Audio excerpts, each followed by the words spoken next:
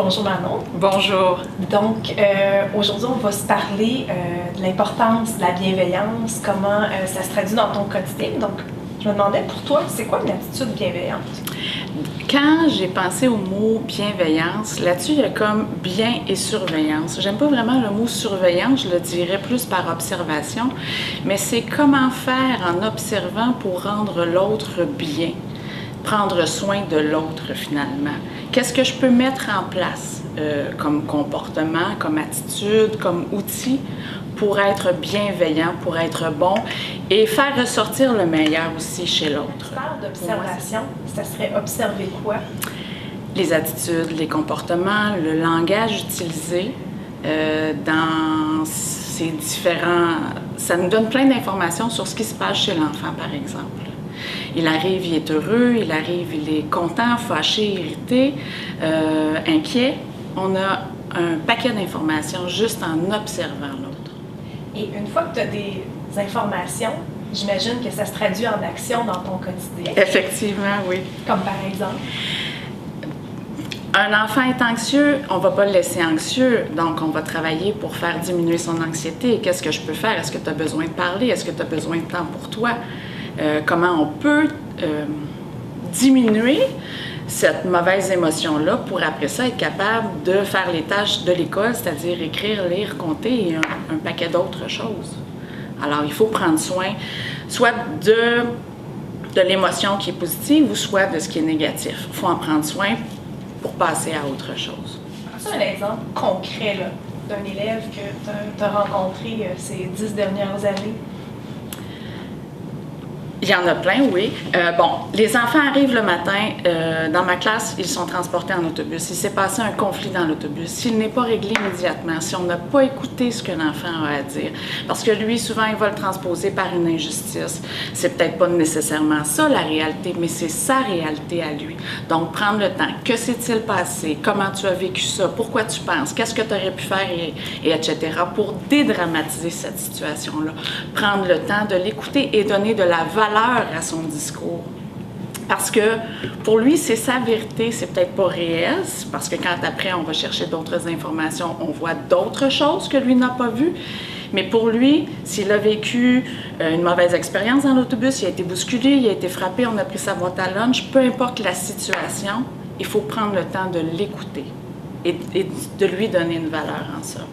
Puis ça, dans une école, est-ce que tout le monde peut faire ça? La question, je ne la poserai pas comme ça. Je pense que tout le monde peut le faire. Est-ce que tout le monde met une valeur à ce type de comportement-là? Pour certains, on peut tasser le 2 minutes à écouter l'enfant. Pour certains, ça ne sera pas nécessaire parce qu'ils vont être centrés sur autre chose. Dans ma pratique à moi, c'est un élément très, très, très important. Parce que sinon, ça va traîner toute la journée. Et ce qu'on veut, c'est faire apprendre nos élèves, les faire avancer. On veut qu'ils deviennent meilleurs.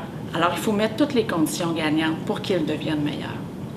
Dans le fond, si je comprends bien, un des impacts, c'est que ça soutient l'élève, c'est une condition gagnante. Tout à fait. Et puis après, est-ce qu'il y a d'autres impacts que tu as vus? L'estime, la confiance. Quand l'enfant est attendu à l'école, quand l'enfant sait qu'il a une place, il a le goût de revenir à l'école le lendemain. Parce que souvent, les enfants qui sont en difficulté ont vécu des situations blessante, décevante précédemment. Et quand il a une place, une valeur, il y a de l'écoute, il a le goût de revenir à l'école. Alors moi, je trouve que sur le taux d'absentéisme, ça a un impact aussi. Alors je disais l'estime, la confiance, le sentiment d'être uni dans un groupe, le sentiment de pouvoir se dépasser aussi. Parce que si on t'a jamais cru, mais tu ne veux pas aller plus loin. Quand on croit en toi, tu as peut-être le goût que demain matin, ça va être à mon tour. Alors, je peux aller plus loin. Et cet impact-là que tu décris, est-ce que c'est vrai pour tous les jeunes ou certains profils de jeunes? Ou Je pense que tous peuvent y toucher un jour, mais c'est peut-être pas à la même vitesse. Faut pas se leurrer, certains élèves ont des profils plus lourds, plus problématiques. Ça prend plus de temps pour créer un lien. Ça prend plus de temps pour voir des résultats. Donc, on va voir des résultats, mais probablement sur une plus longue période que d'autres.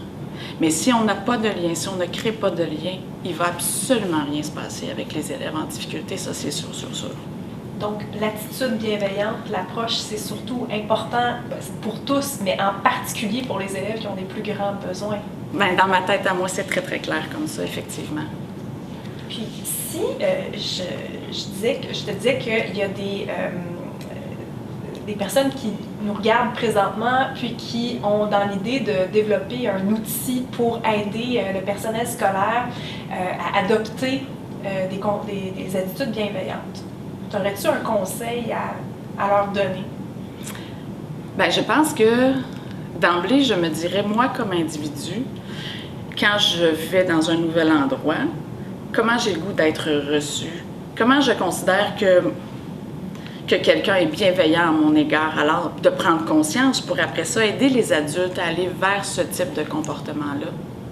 Je pense que si on ne prend pas conscience de ce que c'est la bienveillance, on est auprès d'enfants, on n'est pas auprès de machines. Donc, il faut prendre conscience qui est devant nous et qui sommes-nous pour accompagner les enfants.